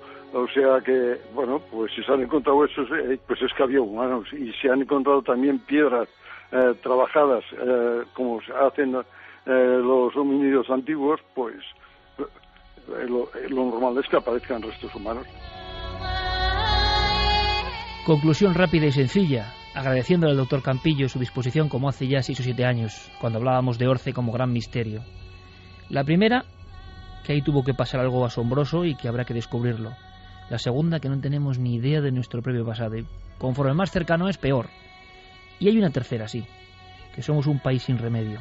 La portada del Papus, por ejemplo, fue un burro diciendo: el hombre de Orce es este, y haciéndolo hazme reír, porque esa revista con esa portada tuvo una difusión internacional. Los propios arqueólogos se reían. Vaya broma. Igual ahora alguno se está arrepintiendo, porque allí había, efectivamente, como decía Guibert, aunque su trozo de cráneo incluso no fuese verdadero, como él dijo y creyó hasta el final, hasta que se convirtió en ceniza, allí, en su sepulcro, había seres anteriores a cualquier otro en Europa, y no se equivocaba. Nunca antes habías estado tan cerca de lo desconocido. Milenio 3. Cadena SER.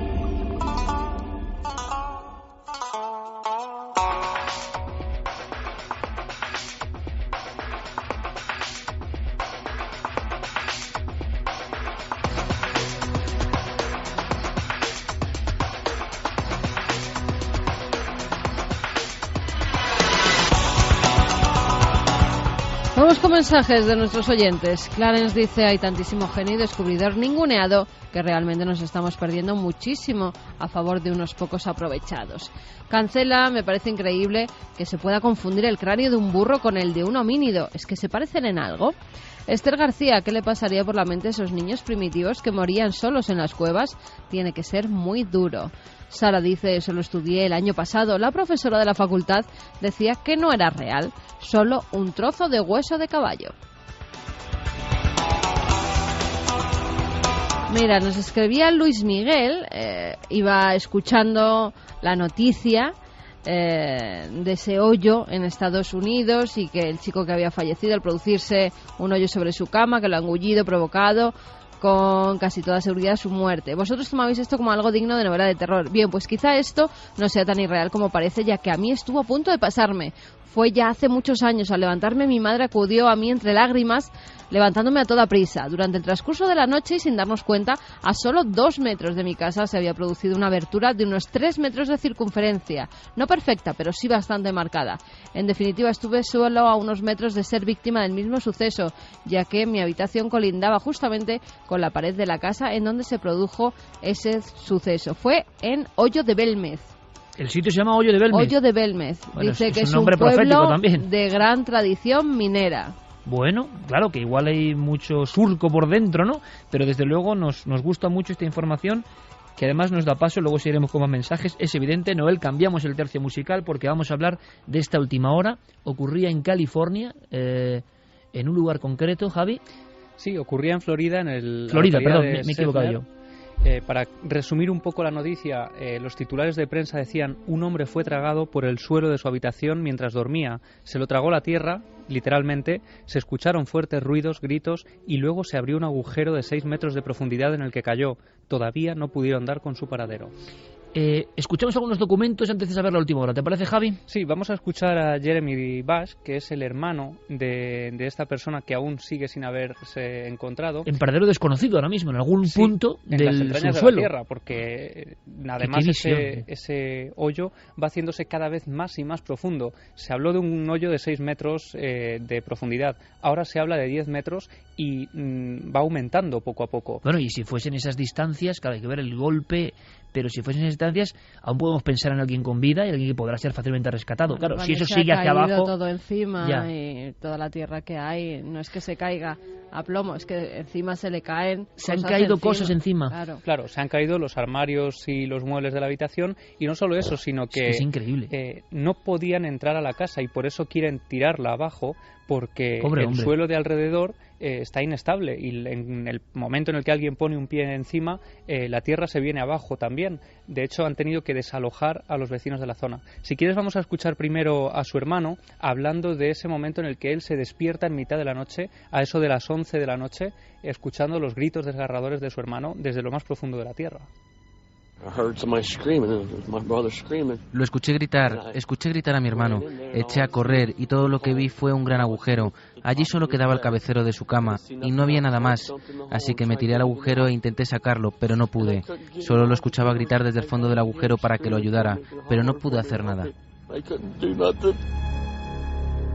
Bueno, es un momento de un dramatismo tremendo. Acaba de pasar, está ocurriendo ahora mismo.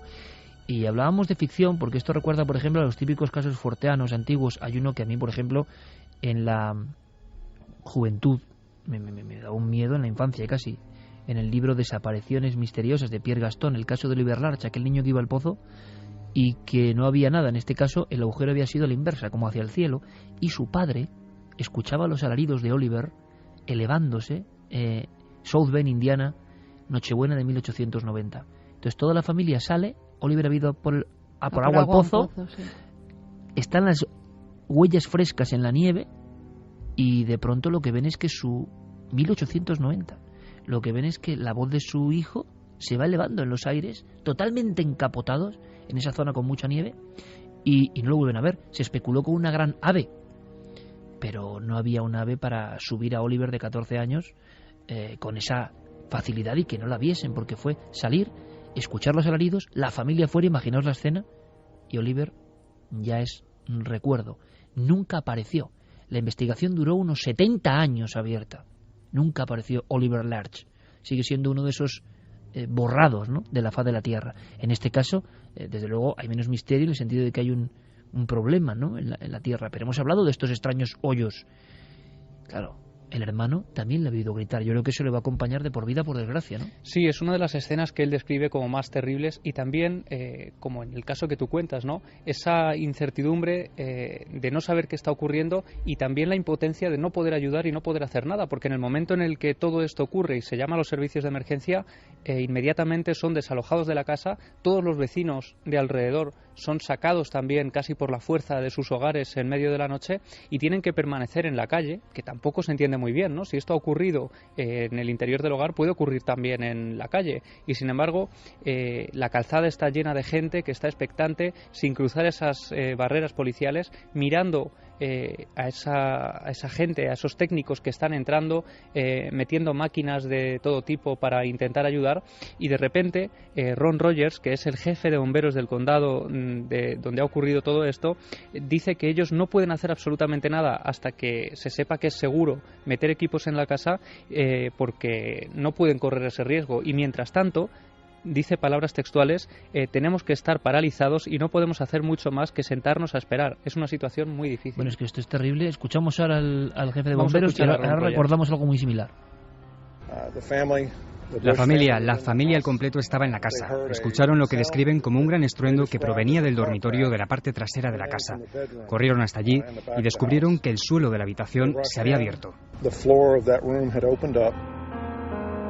Una grieta, ¿no?, como aquella película de Simon Piquer, La grieta. Yo estoy recordando esa impotencia, algo parecido, la famosa, por desgracia, ¿no?, muerte de la niña Omaira, ¿no?, en Armero, cuando está dentro de un agujero, y es un cámara de televisión española el que además registra esas imágenes terribles de la niña hundiéndose poco a poco. Está en unas aguas. Aguas. Sí, eran unas aguas y se había quedado cogida por los pies por todo lo que había debajo. Y por su propia madre, que estaba abajo. Y por su propia madre, que estaba muerta justo debajo de sus pies. Y entonces, imaginaos esos periodistas que están filmando, creo que fue la imagen 1 más recordada de la historia de los 80 en televisión española, y no pueden hacer nada. Yo no sé si hoy con los medios de hoy, pero se dan circunstancias a veces que parecen increíbles. Oye, ¿cómo no sacan ese tipo de ahí? Bueno, pues a veces es que parece imposible, ¿no? Con lo cual la impotencia y el disgusto de la familia tiene que ser increíble. Claro, es que aquí hay una maniobra que tienen que llevar a cabo actualmente, y es, como decíamos antes, derribar la casa. Ya se ha dicho que se va a hacer mañana por la mañana, van a tirar todos los muros de la casa. Pero lo dejan, o sea, no pueden hacer nada por meter un gancho, no sé, algo para sacar a ese hombre que igual está vivo ahora mismo en mitad de la oscuridad. Claro, no lo han escuchado hablar, pero precisamente por eso han metido importantes equipos de micrófonos para intentar captar cualquier voz, cualquier alarido, cualquier cosa. No se ha escuchado nada, y no solo eso, sino que ya han perdido varios equipos que han ido metiendo en ese agujero. Poco a poco se ha ido haciendo más y más hondo, y han sido incapaces de recuperar esos aparatajes que se van perdiendo en ese hoyo. No solo eso, sino que ahora han empezado a surgir las voces de diferentes expertos de la zona. Por ejemplo, Taylor Yarkowski de Brooklyn es un experto en este tipo de pozos que aparecen de repente en medio de la montaña o en medio de esas ciudades que hemos visto en Cuarto Milenio, ¿no?, hace varias temporadas, y él hacía la comparativa de este tipo de agujeros como los agujeros que uno puede encontrar en un trozo de queso, decía, y sus palabras han alarmado bastante a la población, como decía, porque ha dicho textualmente que esto puede ocurrir en cualquier casa, y esto ha dado lugar a que la gente que había sido retirada casi por la fuerza de sus hogares vuelva a entrar para recoger sus pertenencias personales, y algunos estén pensando ya ahora mismo en vender sus hogares. Si quieres, Iker, vamos a escuchar a la periodista que está allí ahora de la BBC contando la última hora y contando cómo se está viviendo el ambiente en esa zona. La familia aún está en el exterior de la casa, permanecen en la calle con los vecinos, observando muy de cerca las labores de rescate. Estaban muy afectados y frustrados esta tarde cuando los miembros de rescate aún no habían encontrado a su familiar, y justo ahora las previsiones no son nada buenas. Esto también nos hace reflexionar, imagino, digo yo, no lo sé, cuando te llega una noticia de este tipo que parece imposible, sobre la futilidad y lo frágil de la vida. O sea, ¿quién va a pensar en su vida? Ese muchacho tendría sus sueños, sus estudios, su trabajo, su pareja, no lo sé, su vida, que de repente se va a quebrar el suelo a tus pies. Pero es que esto ocurre muchas veces. Yo recuerdo, bueno, muchas veces, pero la tragedia y la fatalidad, ¿no? Recuerdo casos de conocidos o de amigos de conocidos. Uno que me impresionó mucho, de un compañero nuestro conocido, que iba a una boda en un taxi, una chica en concreto, y en mitad de Madrid, en un taxi, hay un cruce malo, un golpe con tan mala suerte que, sin que le ocurra nada al taxista, pues ella pierde la vida. Y iba a una boda, una chica joven, en una de las calles normales y habituales de Madrid, o sea, donde no imaginas un golpe, pero la fatalidad. Yo recuerdo también otro caso de, ¿os acordáis? Sois muy jóvenes, pero del caso del cine Fuencarral, el cine Bilbao, que se cayó una marquesina en Madrid, en la calle Luchana, encima de la gente que estaba esperando la cola del cine. O sea, tú estás esperando con tus hijos. Yo recuerdo que fueron 6 o 9 muertos, no me acuerdo. Pero a mí aquello, recuerdo que hice un artículo en el periódico de la facultad, muy impresionado, porque fue la primera vez en mi vida, yo creo, que pensé lo frágil que es esto y no nos damos cuenta, ¿no? Alguien con el ticket, de la mano con su hijo, el abuelo con él, y se cae la marquesina de piedra y se acabó todo. Entonces, otros casos por un viento en Madrid, recuerdo, porque impresiona mucho que en Madrid, que es algo tan estructurado, ¿no? Pues pase esto, que se cae una marquesina encima, un cartel de publicidad, y mata a una chica sola que está esperando el autobús, creo que en la zona de Moratalaz, aquí en Madrid, y tú dices, esa chica tenía su vida, y ¿cómo alguien va a imaginar que pueda pasar esto? Bueno, pues la vida, la fatalidad, que es algo que no queremos ni aproximarnos, pero que demuestra también el juego, la fluctuación de cosas y de casualidades a las que no damos importancia y que están en movimiento en cada una de nuestras vidas. Lo raro es que no pase más, porque yo siempre lo pienso y lo raro es que nos estemos librando.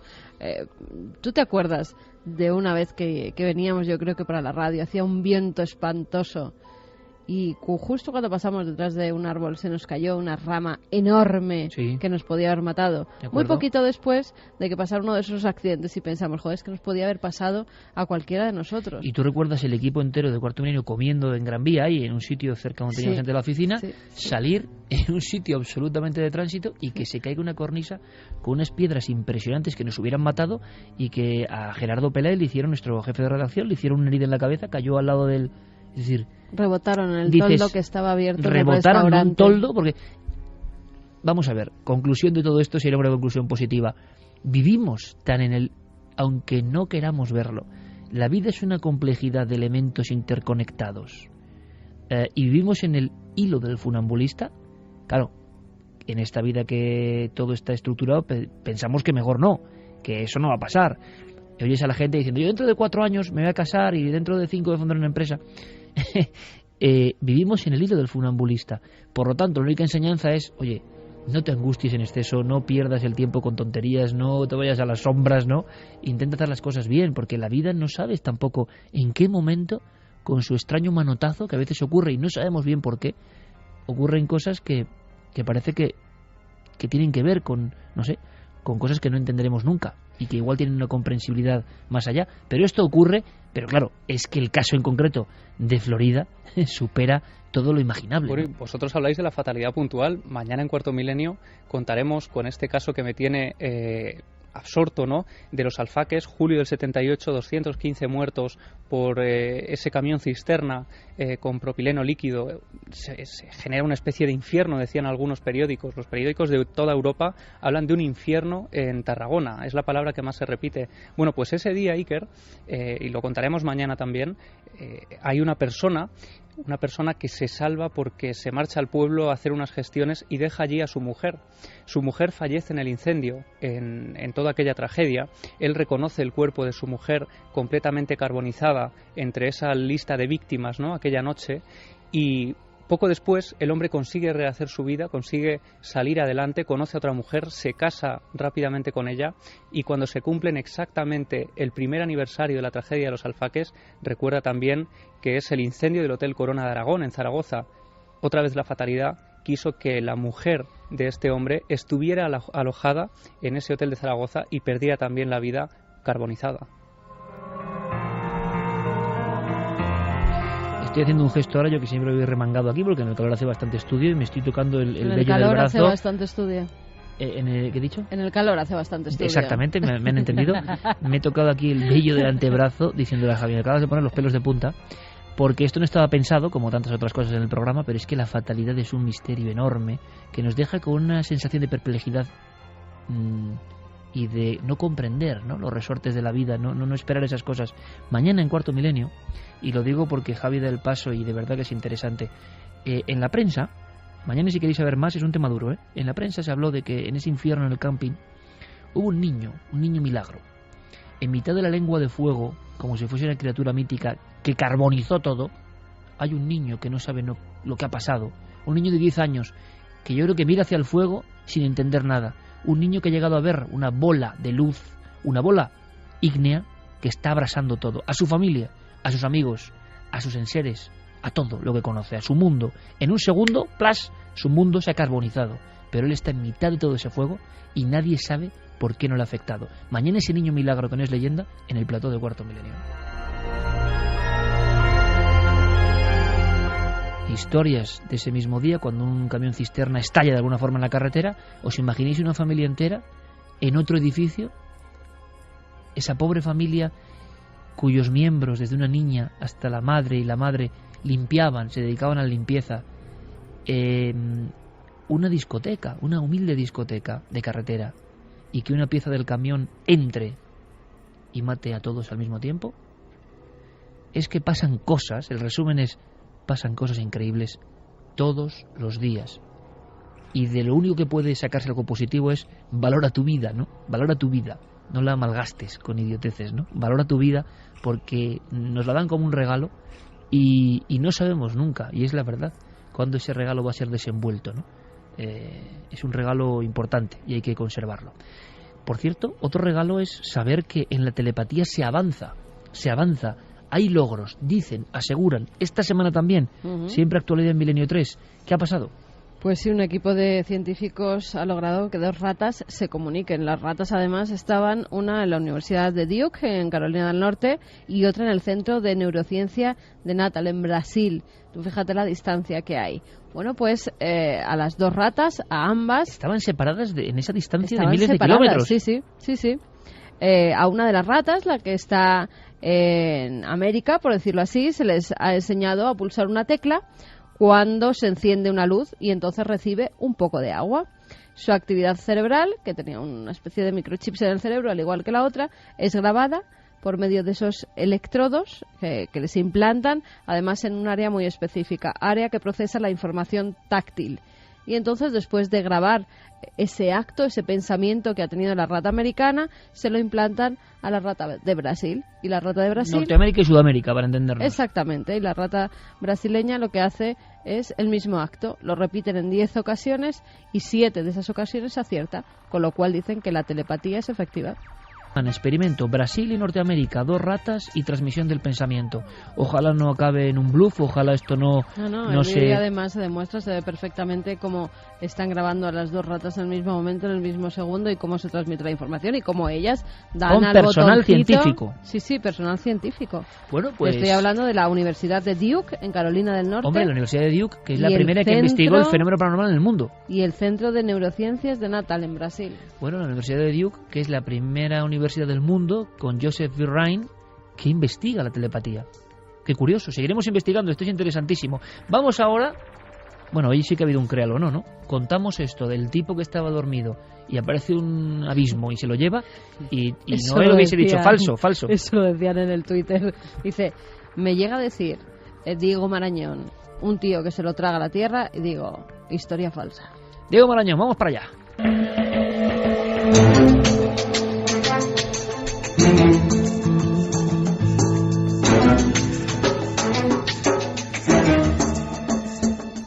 Compañero San Vicente de la Barquera, conexión telepática, buenas noches. ¿Qué tal, Iker? Buenas noches. ¿Me recibes? Te recibo perfectamente.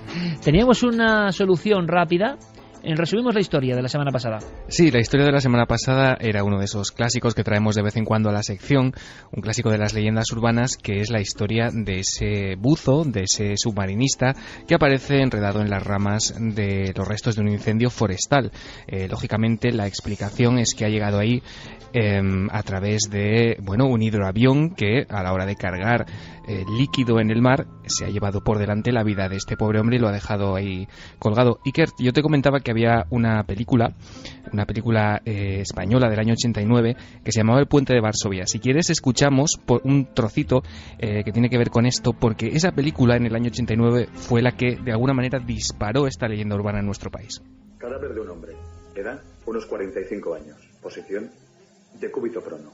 En mi abdomen inferior se observa una herida contusa de unos 20 centímetros con evisceración de masa intestinal.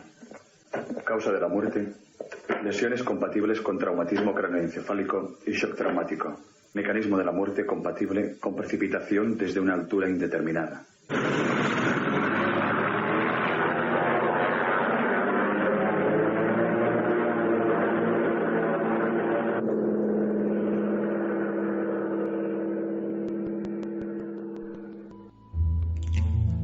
Un accidente extraño, demasiado extraño. Un accidente, una autopsia. ¿Qué piensa nuestro público, Carmen, del submarinista caído de los cielos en maniobra de rescate? Que es falso, por poquito, 56,8% y verdadero 43,2%. 43,2 verdadero, 58 falso. Pero lo más importante que a mí se me olvida siempre, ¿qué dijo nuestro oráculo a la inversa? Que era verdadero, ¿no, Noel? Dice que no se acuerda. ¿Tú te acuerdas, Diego, lo que dijo Noel? Yo es que siempre... Yo creo que dijo que era verdadero porque yo dije también que era verdadero. Y por eso me acuerdo que Noel y yo coincidimos. Nos pueden sacar dudas los oyentes, ¿eh? Pero creo que dijo verdadero. ¿Acertó? Me temo que esta vez ha fallado. La historia es falsa. ¿Cómo que esta vez? Bueno, ya. ¿Cómo que esta vez? Yo es que le quería echar ahí un cable. No, o sea, vamos a ver. Yo sabía que de hecho, o sea, es el oráculo, o sea, infalible. Y hoy vamos a volver a estar en la prueba, claro, porque este es el misterio de Milenio 3.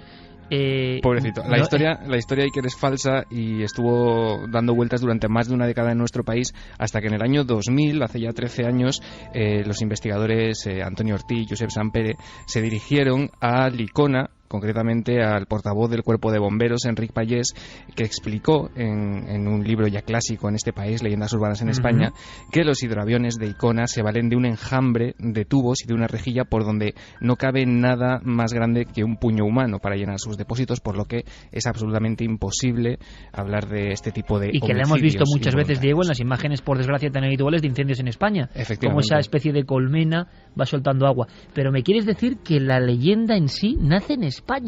No es que nazca en España. La leyenda apareció por primera vez en Francia y de ahí se hizo, el director Pere Portabella fue el que la escuchó en Francia y el que la incorporó a esa película, El puente de Varsovia, en una de esas imágenes. Es una película Iker extrañísima que yo te recomiendo porque es desde luego una rara avis en la historia del cine español, y digamos que todas las historias que ocurrían en esa película confluían en una trama que tenía que ver con este buzo que aparecía en la rama de este árbol. Esa imagen se hizo muy popular en España, llamó mucho la atención y a partir de ahí fue cuando se desató esta especie de leyenda urbana y se extendió por toda España. Yo juraría haber visto una fotografía del buzo colgando de las ramas. Sí, pero igual puede ser uno de esos periódicos que leíamos todos en la universidad por Noticias la mañana. Del Mundo. Claro.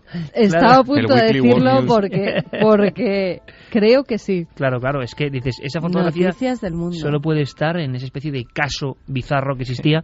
Por cierto, que están en internet todos. Sí.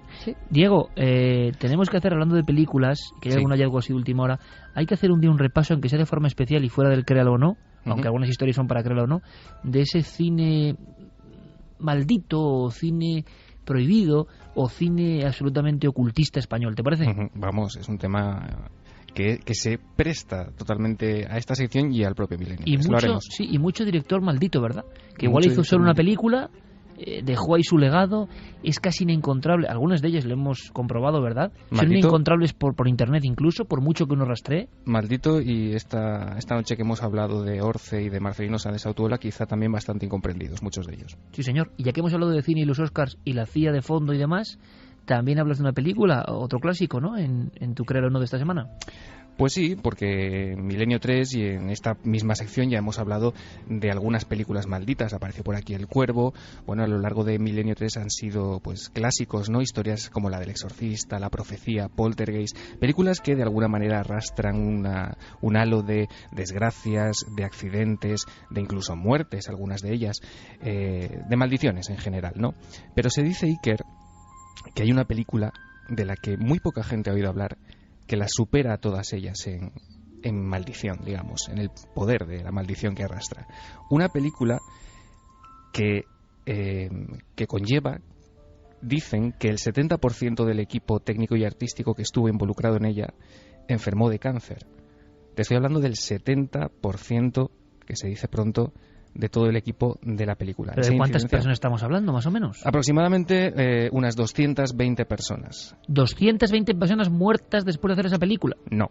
220 personas involucradas en la película y de ellas el 70%, alrededor de 150 más o menos, enfermas de cáncer. Y esa cifra incluye los que murieron de la enfermedad, los que actualmente siguen enfermos y los que, dicen, tratados a tiempo, se curaron. Pero el 70% de ese equipo enfermó de cáncer. Bueno, que es una estadística imposible, vamos. Bueno, realmente. Es una incidencia que es más de 4 veces superior a la de la población de Norteamérica. Hicieron esa película y a raíz de ese momento la maldición, de alguna forma. Sí, y además, no solo eso, sino que el productor de la película, Iker Cuentan, entregó, asustado, ¿no?, por estas consecuencias que tuvo el rodaje de esta película, entregó $12 millones a sus abogados para que recuperaran los negativos y todas las copias de esta película.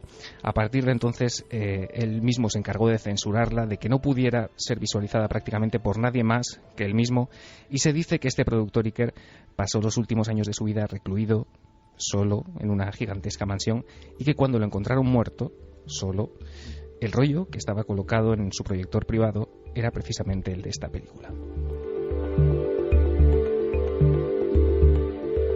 Wow, vaya historión, vaya escena, tremenda.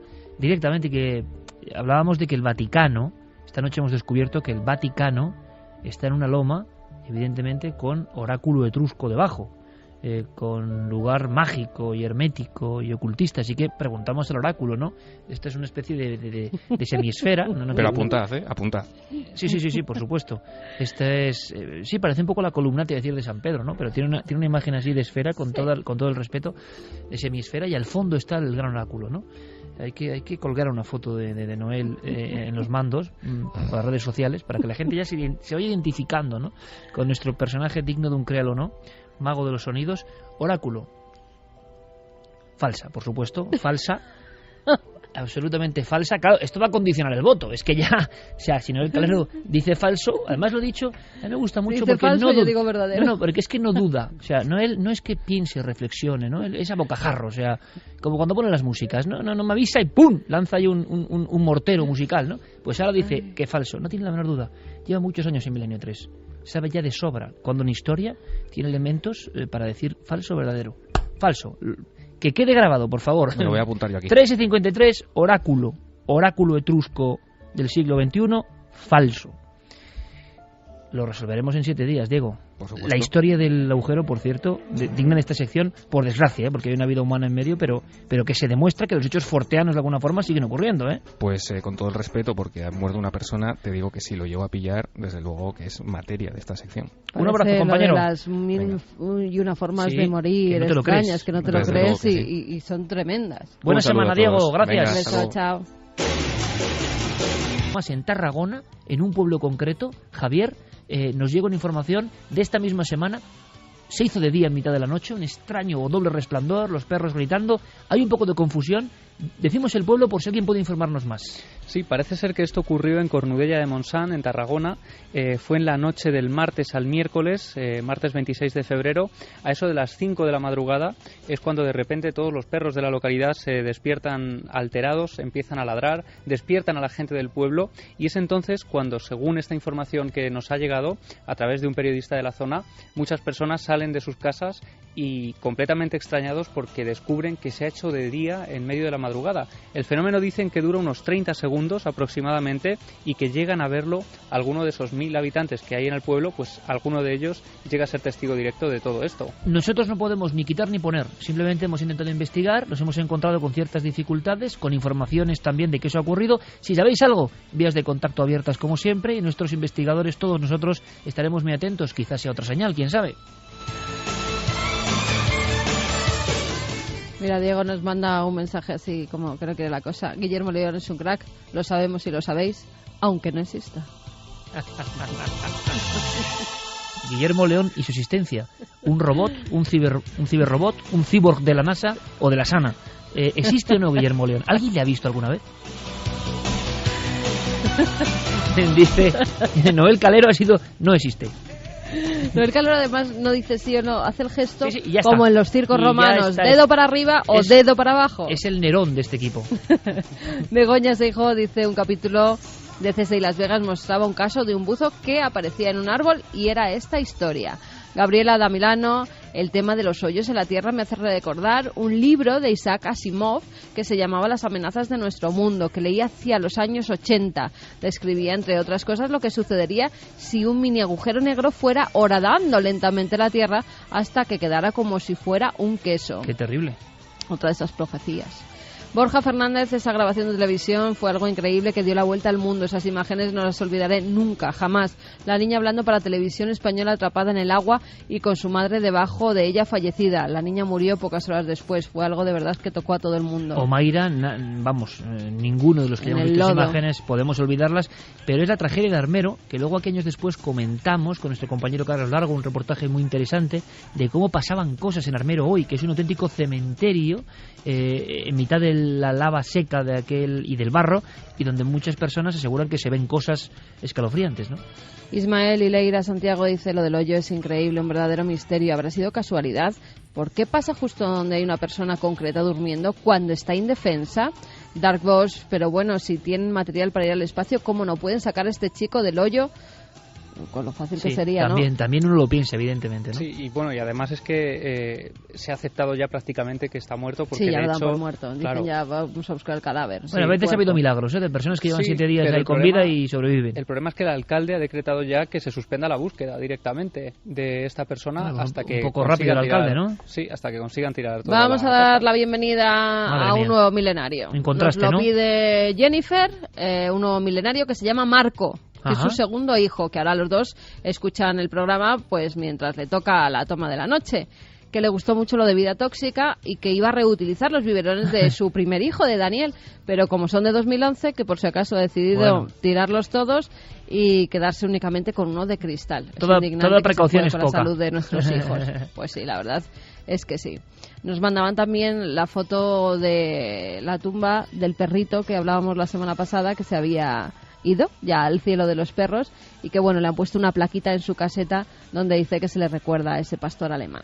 Bueno, terminamos con historias más amables y con esos milenarios que se incorporan. Ha sido un honor, como siempre, hablar para toda esta maravillosa audiencia. Fermín Agustino, el Calero, Oráculo, gracias. Gracias, Javi. Mañana nos vemos, Iker. Claro que sí. Mañana nos vemos. Sí, yo creo que sí, por ahí estaré. Y lo del Prado, a ver cómo queda y a ver cómo disfrutamos y a ver si, sobre todo vosotros, amigos oyentes, paséis una muy feliz semana. Un fuerte abrazo.